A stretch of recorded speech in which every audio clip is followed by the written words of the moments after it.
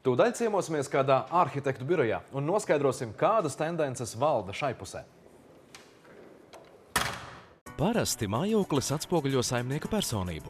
Gaumīgi iekārtotā vidē cilvēks jūtas un pat izskatās labāk. Nereti vien pietrūkst gaumes un drošības sajūtas šo vidi ap sevi radīt. Tāpēc šajā jautājumā vienmēr talkā nāk profesionāli arhitekti un dizaineri. Savulaik Alvis Didriksons bija Ventspils pilsētas galvenais arhitekts, līdz nolēma pievērsties privātam biznesam, atverot savu arhitektūras un dizaina uzņēmumu. Ventspils birojā darbīgi rosās un idejas ģenerē 8 cilvēki, piedāvājot klientiem pakalpojumus, sākot no arhitektūras projektēšanas un interjera dizaina, līdz mēbeļu un apdares materiālu tirdzniecībai un interjera būvniecībai un rekonstrukcijai. Tas ir tas smagākais visā mūsu procesā. Ideja radīšana, tātad saistās ar pasūtītāju vēlmi, kurā mēs tātad ieguldām visu sev, cik mēs spējam apmierināt klientu. Radīt vidi konkrētam klientam, kas ir, mums ir unikāls personība, vai tā ir firma, vai tas ir individuālais klients. Tātad tas ir tas cilvēks. Mums ir jāapmierina viņa prasības, lai tas atbilst visām arī mūsu iespējām. Iedvesma nāk no pieredzes. Tā nav maza. Uzņēmumam ir 20 gadu, līdz ar to var teikt, ka ideju banka ir pilna. Laba ideja ir šī uzņēmuma galvenais ienākums. Didriksona biroja idejas jau novērtējuši klienti visā Latvijā, starp kuriem ir lielas privātas institūcijas un vienoti klientu apkalpošanas centri. Lai klienti redzētu taustāmas lietas, birojā tapis gaumīgs interjera salons ar dizaineru izstrādātām un izmeklētām lietām. Dažkārt, lai radītu dizaina mēbeli, vajag to tikai nedaudz pārveidot. Mums jau liekas, ka mēs esam atšķirīgi no citiem. Mums ir mūsu idejas, un tās noteikti nevar sajaukt ar citām idejām.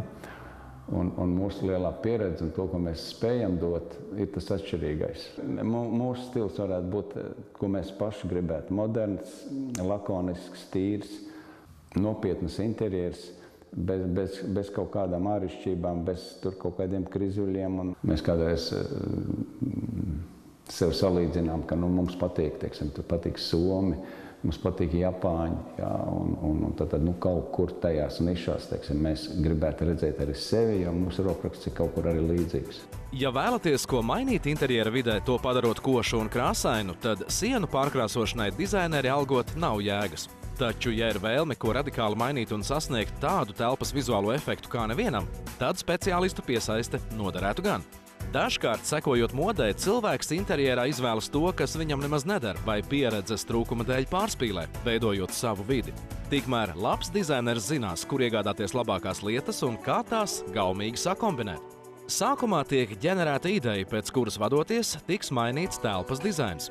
Dizaina projekts tā nav tikai bildīta datorā, bet gan nopietns dokuments, pēc kura tālāk strādās celtnieki, galdnieki un citi iesaistītie speciālisti. Ideju saskaņo ar klientu. Labs dizaineris allaž radīs kompromisu starp klientu jebkurā jautājumā. Tad speciālisti aprēķina izmaksu tāmi, lai zinātu izdevumu apmēru nepieciešamo lietu un materiālu iegādai. Vēlāk seko iekārtošanas darbi, kas var ilgt no 2 dienām līdz pat 3 mēnešiem, atkarībā no objekta sarežģītības. Ja paralēli tiek būvēta māja un iekārtots interjers, tad process var ilgt pat pusgadu. Noslēgumā darbus nodod un saskaņo ar klientu. Nereti kautrīgiem latvietim pietrūkst uzdrīkstēšanās, tāpēc, veidojot interjeru, arhitekts Alvis Didriksons iesaka vairāk atļauties un neatteikties no košu krāsu salikumiem interjerā.